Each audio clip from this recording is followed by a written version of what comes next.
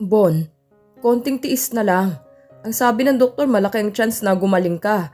Ang kailangan mo lang gawin ay gawin ang therapy mo at inumin ang gamot na ibinibigay sa'yo. Seryosong sabi ni Vic. Kung pwede lang bad, iwasan mo ang pag-inom at paninigarilyo. Hindi kasi yun nakakatulong sa pagpapagaling mo. Alam namin na gusto mong makalakad muli at gusto mo rin naman na bumalik ka sa dati. Kaya please, sundin mo ang sabi ng doktor. Dagdag naman ni Van. Kung gusto mo talagang gumaling, sumunod ka sa payo ng doktor. At pwede ba huwag ka magmatigas sa amin? Dahil ginagawa lang namin ang makakabuti para sa'yo, Von. Malaki ang pag-asa mong gumaling. Pero ikaw lang ang nagpapatagal nito. Baka sa boses ni Ben ang galit. Nakita nilang alak at sigarilyo na ipinuslit ko dito sa kwarto. Itinago kasi nilang lahat ng bawal sa akin. Pero may inutusan ako na isang tapat na utusan na ibigay sa akin ang gusto ko kahit alam kong bawal na sa akin. Dahil yun lang ang comfort zone ko. Subukan mo pang magpakamatay ulit. Ako na mismong papatay sa'yo. Itinutok sa akin ni Vin ang armas na inagaw niya sa akin. At kaagad namang hinawakan ni Van ang braso niya para iiwas sa akin ang baril. Huwag ka magbibiro ng ganyan, bro. Baka makalabit mo yan. Pabirong sabi ni Van at kinuha sa kamay ni Ben ang baril. Kalmahan mo, tol. Hindi natin kailangan umabot sa ganyan. Good boy yan si Bon, kaya hindi na yan gagawa ng bagay na hindi natin ikakagalit sa kanya. Hindi ba, bud? Pangungumbinsi ni Vic sa akin. Pinakatitigan ko siya ng masama. Pero mga tingin niya ay nagsasabi na sumagot ako ng oo. Kaya tumango na lang ako bilang pagsang-ayon sa kanya. Day by day, everything goes well. I perform my therapist properly. Iniwasan ko ang alak at sigarilyo. I drink my medicine regularly. Nice, nice! Tuwang-tuwa na sabi ni Vic. Habang pinagmamasdan ako na naglalakad ng walang humahawak sa paa ko. Pero meron akong guide sa pagkahakbang. Ganyan nga, Bon. Pumapalakpak na sabi ni Van. Mahabang proseso ang pagpapagaling ko. Inabot ng 1 taon at kalahati ang pagpapagaling ko. Para akong bumalik sa pagkabata na nagsimulang maglakad ulit. 2 years taking my therapy, I already get back my feet. Unti-unti na ako naglalakad ng walang saklay o kahit anong supporter sa paglalakad because I fully recovered. Sabi ko naman sa'yo, gagaling ka. Mahigpit na niyakap ako ni Ben. Yan ang sinalubong niya sa akin. Thanks, bro. I tapped his shoulder. Yossi? Alok ni Vic sa akin ng isang stick. Alak? Inabot naman sa akin ni Ben ng isang baso ng tequila. Chika babes? Kinindat-kindatan ako ni Ben. Kunot noong tiningnan ko ang dalawa. 2 taon na akong hindi nakakatikim ng ganyan. Limot ko na rin ang mga lasa, lalo na ang babae. Huwag mong sabihin na aayawan mo yan. Ngayon pang hindi na bawal. Tinapik ni Ben ang balikat ko. Sino nagsabi na aayawan ko to? I smirk. Tinanggap ko ang isang baso ng alak na iniabot ni Van at inisang lagok ko ito bago ko ibinalik sa kanyang baso. Kinuha ko ang yosi kay Vic at siya pa mismong nagsindi. I blew the smoke playfully. Tara sa bar, sagot ko. Alok ko sa kanila. Yan ang gusto ko. Yan ang isang Bon Walker. Game na game ako dyan. Matagal-tagal na nang huli natin tong ginawa. Ben sipped his drink. Yeah, and I miss this freaking moment. I smirk. Let's dance. Oh yeah, oh yeah. Tumayo si Vic, hawak ang baso ng alak niya at nilapitan ng isang grupo ng mga babae. Itinuro nitong kinaroroonan namin bago naglakad papunta sa dance floor, kasamang isa sa mga babae, habang ang 4 naman ay naglakad papalapit sa amin.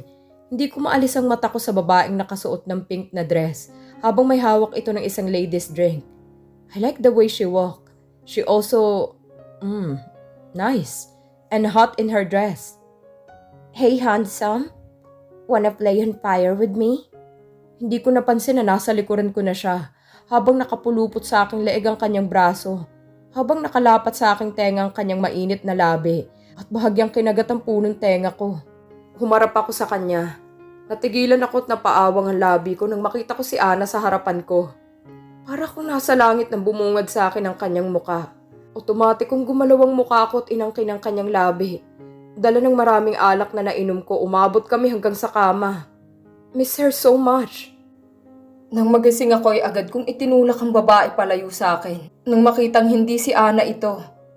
Who the heck are you, bitch? I shouted and pushed her away. I immediately wear my clothes and take the money on my wallet. Inilapag ko 10,000 sa beside table bago naglakad papalabas ng hotel. I'm not trusted to pay me after what we shared last night, Bon Walker. I glare at her as I look back at her. It was a freaking mistake, bitch.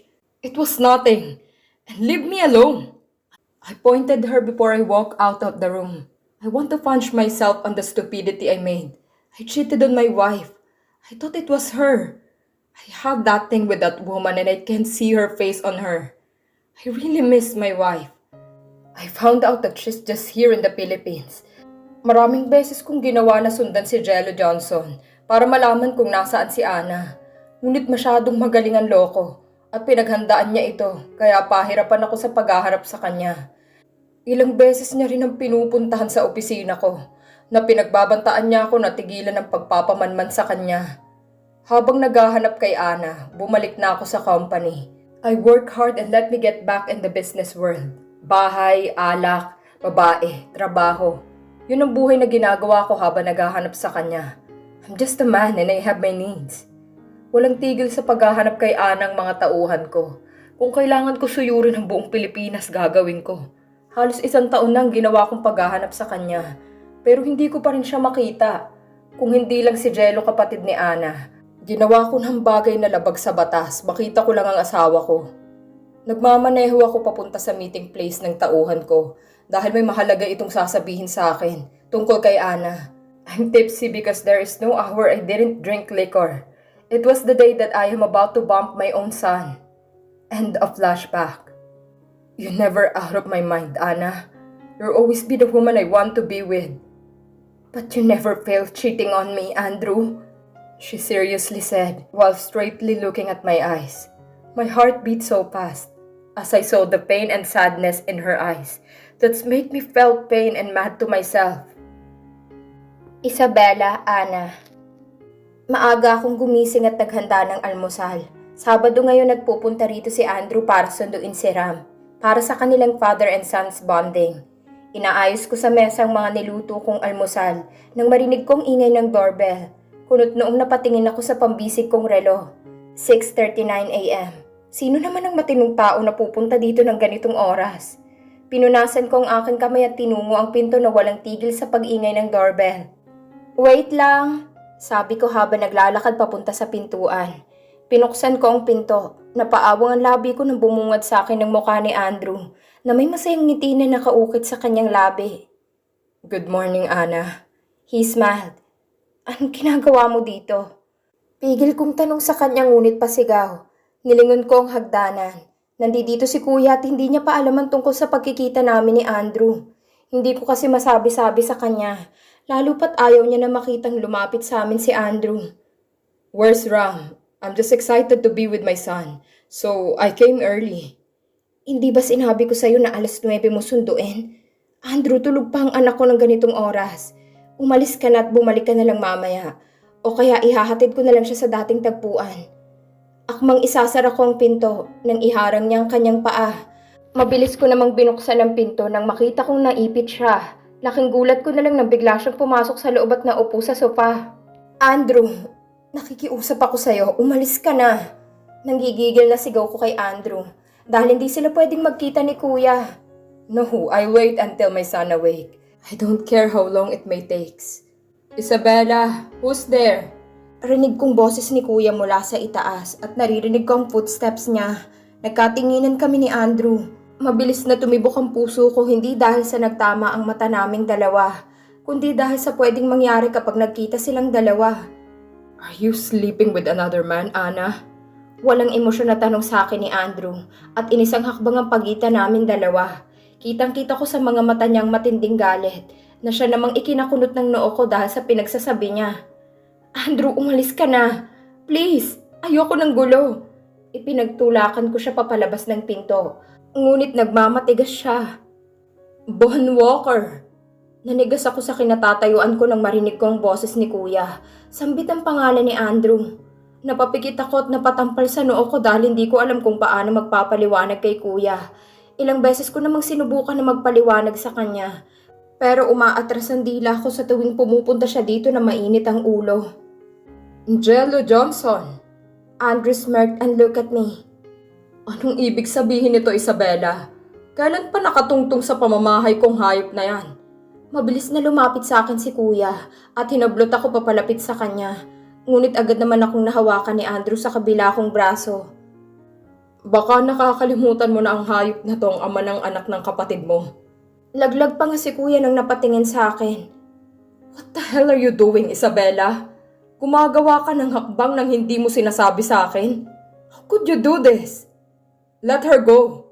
Hinila ako ni Andrew papalapit sa kanya. Ngunit hindi ako pinakawalan ni kuya. Shut up! Ay, Isabela, you really didn't use your mind. Niloko at ginago ka ng lalaking to. May lakas ng loob ka pang ipaalam sa kanya tungkol kay Ram. I said let her go. Madiing sambit ni Andrew kay kuya. Get out of my house and never come back. Pagtutulakan ni kuya kay Andrew. Aalis lang ako at hindi na muling babalik sa bahay na ito.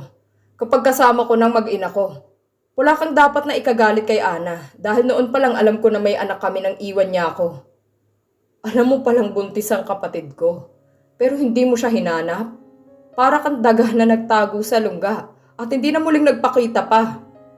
Maybe it was the time that he had an accident. You don't know anything. For you to talk to me like I am the very badass person alive. I'm not that coward to run away from my responsibility. I am here to take it back. Now if you let me. Daddy! Sabay-sabay kaming natigilan at napatingin sa hagdan nang makita namin si Ram na nakatayo sa kalagitnaan ng hagdan habang nakatingin sa amin. Otomatikong nabitawan ako ni Kuya at Andrew. Pareho silang nagkatinginan bago tumingin kay Ram. Baby, sinalubong ko ang anak ko. Good morning, my beauty, mommy. Hinalikan ako nito sa labi bago naglambitin sa leeg ko at naglalambing na yumakap. Good morning, my friends. Hinalikan ko siya sa ulo. Please, wag sa harap ng anak ko. Anak natin. Pagtatama ni Andrew. We're not yet done talking, Walker. Isabela, we need to talk. Tinuro ako ni Kuya habang nakatingin sa akin ng seryoso bago lumabas ng pinto. Hey, handsome. Lumapit sa amin si Andrew at ginulong buhok ni Ram. Good morning po, Daddy. Inaabot ni Ram si Andrew. Kaya kinuha niya naman sa akin. Good morning, baby. Why are you wake up so early? I heard shouting downstairs. I thought there's a bad guy. Nah, I'm sorry. Do you want to go back to sleep? Or you want to travel with Daddy? Travel with Daddy! Ram clapped his hands. Yeah. Niyakap ng mahigpit ni Andrew si Ram at humingi ng halik kay Ram. Ram kissed him on lips. Nakamasid lang ako sa kanilang dalawa. Nag-uumapaw ang ligaya sa puso ko nang makita kong masaya ang dalawang lalaki ng buhay ko. Ngayon ko lang nakita na ganito kasaya ang anak ko. Alam ko na palagi siyang masaya sa piling ko, ngunit itong pinakamasayang ngiti na natagpuan ko sa kanyang labi. Iingatan mo ang anak ko. Huwag mo siyang papatuyuan ng pawis. Huwag rin masyadong papagurin at isa pa, bawal sa kanya ng mga sweets. Tawagan mo, why don't you just came over? Putol ni Andrew sa sasabihin ko. Hindi pwede. May gagawin pa ako at isa pa, may pag-uusapan kami ni Kuya. Ikaw na munang bahala kay Ram. Huwag mo siyang pababayaan ha. Enjoy kayo. Ipinagpaalam sa akin ni Andrew si Ram kung pwede niyang isama sa beach ang anak namin ngayong weekends. Birthday daw kasi ng lolo niya at doon magse-celebrate. Gusto niyang ipakilala sa pamilya niya ang anak namin. Nagdadalawang isip pa nga ako na pumayag dahil natatakot ako na baka hindi niya na ibalik sa akin ang anak ko. Pero may tiwala ako sa kanya. Hindi niya gagawin sa akin yon. Next time na lang, Ana. Pwede mo naman sigurong ipagpaliban yung gagawin mo. Isa pa may ibang araw para makausap ang kapatid mo. Just came with. He insisted. Yes, Mommy. Please, come with us. Remember, I can't sleep without massaging my feet. Ngumuso ang anak ko na ikinatawa ko. Wag ka na lang sumama. Yan naman ang hindi pwede. Protesta ni Andrew. Inirapan ko siya. Oo na, maghahanda lang ako. Hindi ko matiis na malayo sa anak ko. Sus, hindi mo lang matiis na hindi ako makasama. Anong sinabi mo? Wala, papayag ka lang din naman, masyado ka pang pa-VIP. Kakarating pa lang namin sa beach kung saan ang celebration ng birthday ng lolo niya. Medyo kinakabahan nga rin ako dahil hindi ko alam kung anong sasabihin nila sa akin pagkatapos ng ginawa kong pag-iwan kay Andrew. Daddy, I don't have godfather, sumbong ni Ram kay Andrew. Otomatiko naman akong napalingon sa kanilang dalawa na nakasunod sa akin. What the? Hindi pa siya binyag? Hindi makapaniwalang tanong sa akin ni Andrew na ikinairap ko sa kanya. Excuse me, sanggol pa lang siya pinabinyagan ko na siya. Sadyang isang pares lang ng ninang at ninong ang kinuha ko, no? Si kuya at ang girlfriend, ex pala. Ex na kasi hiwalay na sila ni kuya. Isa pa may pamilya ng babaeng yon. Ewan ko nga kung kilala niya pa si Ram. Okay, I can give you a lot of godfather, son. Pero pagpasensyahan mo ng mga sintu-sintu nga lang. Sinong sintu-sinto? They ask in union. Halos mapatalon ako sa gulat nang marinig kong sigaw ng apat, habang si Ram naman ay nakayakap sa leeg ng daddy niya, na ikinatawa ni Andrew. Hindi pa nga kami nakikilala ng inaanak namin. Sinisiraan mo na kaagad kami. Iningusan ni Vic si Andrew. Malaking pinagbago niya. Halos lahat naman sila, lalo na si Andrew. Hello, inaanak. Anong pangalan mo? Ako nga pala si Ninong Vic. Vic as in pula, hindi nireregla. Akala ko nagbago ng isang to pero hindi pa rin. Ew! Tugon ng anak ko. Ano ba yung pinagsasabi mo, Vic? Saway ni Ben. Hi, kiddo. I'm Tito Vin, your father's cousin. You can call me Tito Ninong too, if you wanted. Hi! Tipid na tugon ni Ram. Can I have a high five, little boy? Hirit ni Van. Nakaagad namang nakipag-appear si Ram. Tito Van here. It's finally nice to meet you, dear. Ginulo ni Van ang buhok ni Ram. Nice to meet you rin po. Malapad na ngumiti si Ram. Are you all my daddy's cousin? Pati ikaw, at ikaw rin po ba? Isa-isang tinuro ni Ram si Vic, Van at Rev. Yeah, they are all Walker, son. Wow! My son was amazed. This is Tito Ben. Andrew tapped Ben's shoulder. Hi, little Bon. What's your name? Ben asked the same question with Vic. Ram Ezekiel Clyde Dane G. Walker. Sabay-sabay na nabilaukan ng sariling laway ang lima. Kasama si Andrew. Oo nga pala, hindi niya pa rin alam ang buong pangalan ni Ram. Hindi ko maiwasan na pangiti dahil sa naalala ko sila nung nasa university kami. Lalo na si Vic, madalas umubo. Napagkakamalan ko nga minsan na may sakit ng TV. Tara na sa loob. Hoy, Bea! Kumaway-kaway si Red. Napalingon ako sa kanilang tiningnan. Nakita ko si Bea na nakasuot ng beach dress at kumakaway sa kanila. Napaawang ang labi ko nang makita kong lalaking nakasunod sa kanya na buhat-buhat ang isang batang babae na sa tingin ko hindi nagkakalayo ang edad ng anak ko. Akala ko nang unay namamalik mata lang ako, pero nang makalapit sa amin ay hindi ko na maikakaila na si Lincoln na nakita ko. Si Lincoln ang ama ng anak ni Bea. Hey man! Hi Bea! Hi baby Bea! Halos pare-pareho nilang sabi. Nagbeso silang lahat kay Bea, maging si Andrew. Nakipagkamay naman ang lahat kay Lincoln, na para bang close na close silang lahat maging si Andrew. Nagawa niya pang ang akbayan si Lincoln.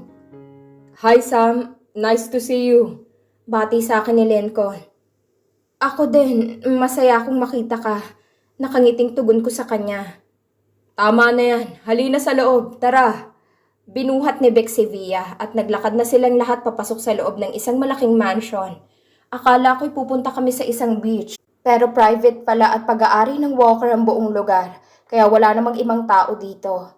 Nawala ang ngiti sa labi ko at ramdam kong kirot ng puso ko. Nakamasid lang ako sa kanila habang papasok sa mansyon at naiwan akong mag-isa kung saan kami nakatayo kanina. Nanliit ako bigla sa sarili ko na para bang pakiramdam ko'y hangin lang ako sa paningin ng lahat. Ni hindi nga ako nagawang batiin ng mga pinsan ni Andrew, pero si Bea ay sinalubong pa nila. Pakiramdam ko tuloy si Lincoln lang ang nakakakilala sa akin dahil siya lang ang pumansin sa akin. Siguro nga malaking pagkakamali na sumama pa ako dito. Silang magpipinsan pa lang ang nandito. Bukas pa daw darating si Lolo at sasalubungin nila ng malaking surprise. Nagtataka nga ako kung anong surprise yun eh. Wala naman silang ibang ginawa kundi laruin ng dalawang bata. Kung kanina hindi ako makapaniwala sa nakita ko na si Lincoln ang ama ng anak ni Bea, mas hindi ako makapaniwala nang nalaman ko na mag-half-brother si Andrew at Lincoln. Si Bea na ex-fiancé ni Andrew ay ina ng anak ni Lincoln. Hindi ko lubos akalain na ang ikinikwento sa akin ni Andrew noon ay si Lincoln lang pala. Kasalukuyan akong nasa loob ng kwarto kung saan ako tumutuloy dito sa loob ng mansyon. Habang nakaharap sa laptop ko, tinitingnan ang venue ng restaurant ko. Mas pinili ko na magkulong dito sa kwarto dahil ramdam ko na wala akong lugar sa ibaba. Walang pumapansin sa akin. Maging ang anak ko, pakiramdam ko ipinagpalit ka agad ako kay Andrew ni ayaw nang bumitaw sa daddy niya. Isinara ko ang laptop ko. Dahilan mahigit 2 oras na akong nakaharap sa laptop ko. Mabuti na lang at naisipan kong dalhin ang laptop ko kahit papaano. Ay nagawa ko pa rin ang trabaho ko. Nagtungo ako sa veranda ng kwarto ni Andrew nang marinig kong tugtugan sa ibaba. Sumilip ako sa ibaba at nakita ko silang nasa tabi ng dagat. Nakaupo sila sa buhanginan paikot sa bonfire. Nasa tabi ni Van ang malaking speaker na malakas ang party music. Napatitig ako kay Andrew at Ram. Nakaupo sa kandungan ni Andrew ang anak ko habang niyayakap niya ito. Nasa tabi niya si Bea at nilalaro si Ram na tuwang-tuwa naman ang mag-ama ko. Hindi ko maiwasang makaramdam ng kirot sa dibdib ko. Kung dati wala siyang oras at panahon para sa akin dahil na kay Bea siya. Ngayon naman pati ang anak ko kinukuha nito ang loob. Hindi ko akalain na pati ang atensyon ng anak ko ay mababaling rin sa kanya. Sa mga ganitong oras, kami na dapat ang magkasama ni Ram. Pakiramdam ko mas doble ang sakit sa naramdaman ko noon. Siguro nga hanggang ngayon may puwang pa rin si Bea sa puso ni Andrew. Kahit pasabihin natin na ina na ito ng anak ng kapatid niya. Si Ram lang naman ang umuugnay sa amin ni Andrew eh. Wala kaming relasyon. Tanging ang responsibility lang namin bilang magulang ang ginagawa namin kay Ram. Siguro ganun rin si Lincoln at Bea para sa kanilang anak. I saw Lincoln playing his daughter together with the four. Si Andrew at Bea lang talagang naglalaro kay Ram na para bang isang buong pamilya sila. 11:00 na ng gabi pero hindi pa rin ako makatulog. Nakahiga ako sa kama ni Andrew nang bumukas ang pinto. Pumasok si Andrew na buhat-buhat si Ram na tulog na sa bisig niya. Bumangon siya sa kama at inayos ang isang unan at inilipag niya si Ram sa gitna. "Good night, son." Bulong ni Andrew at hinalikan si Ram sa noo bago siya naglakad papasok sa banyo. Inayos ko ang anak ko at pinakatitigan ng mukha nito. Bakas na bakas sa kanyang matinding kasiyahan. Kung anong makapagpapasaya sa kanya ibibigay ko, wag lang siyang mawala sa akin. Hinalikan ko siya sa noo at hinaplos ang kanyang pisngi. "Mahal na mahal kita, baby. Ikaw na lang ang meron ako. Hindi ko kaya kung mawawala ka sa akin." Pinahid ko ang luha na naglalanda sa pisngi ko bago pa pumatak yun sa mukha ng anak ko. Saglit kong niyakap at hinalikan si Ram sa noo bago ko kinuha ang isang unat at dinala ko sa sofa na nandito sa loob ng kwarto. Hindi naman pwede na sama-sama kaming matulog sa iisang kama. Isa pa hindi nga ako pinapansin ni Andrew buong maghapon. Halos lahat naman sila. Si Lincoln lang ang pumapansin sa akin. Siyang yumaya sa akin na kumain. Siya rin ang tumawag sa akin na sumali sa bonfire nila. Pero tumanggi ako dahil hindi ko ramdam na welcome ako dito. Mahilig pala si Ram sa pagtugtog ng gitara. Biglang sambit ni Andrew nang makalabas siya ng banyo. Oo, music lover. Tipid kong sagot sa kanya. Tumango lang siya at hindi na muling nagsalita. Wala rin akong dahilan para kausapin siya. Kaya mas pinili kong ipikit ang mata ko at pinilit ang sarili ko na matulog. Ilang saglit pa ay narinig ko na bumukas at sara ang pinto. Tanda na bumaba pa si Andrew. Sumapit ang linggo. Umaga pa lang ay isa-isa na nagdatingan ng mga bisita. Ang mga magulang ng Walker cousins. Maging ang parents ni Andrew at ang dalawa niyang kapatid na babae at ang asawa nito. Siyempre hindi maiwan si Lolo. 80th birthday niya. Katulad ng mga pinsan ni Andrew, ganun rin ang pakikitungo sa akin ng pamilya niya, parents at sisters niya. Umiwas ako kay Lolo dahil hindi ko alam kung anong mukha ang ihaharap ko sa kanya. Namiss ko siya pati ang mga kwento niya, pero sigurado naman ako na iba na rin ang pakikitungo niya sa akin. Nagbago na ang lahat. Ngunit sa lahat ng nagbago, isa lang ang hindi nagbago. Ang matalik kong kaibigan na si Abby ay nandito rin dahil isa na siyang Mrs. Van Walker at 4 na buong buntis. Akalain mo yon na si Van ang magiging asawa niya. As far as I remember, para silang aso't pusa noon. At si Red ang panayandandi sa kanya. Hoy baby, bakit ganyan ang itsura mo? Hindi ka pa masaya na makita ako? She pouted. Masaya ako syempre. Sa ilang taon nating hindi nagkita, sobra kitang na-miss. At masaya ako para sa'yo. Nginitian ko siya at hinawakan ko ang dalawang kamay niya. Best friend pa rin kita, hindi ba? I asked. Oo naman, bruha ka. Tatawagin ba kitang baby kung hindi? Isa pa, maglayo man tayo ng matagal. Hindi man tayo magkita ng ilang taon. Best friend pa rin tayo. Niyakap ako ni Abby kaya mas niyakap ko rin siya. Hindi pa rin talaga siya nagbabago. I'm still her best friend.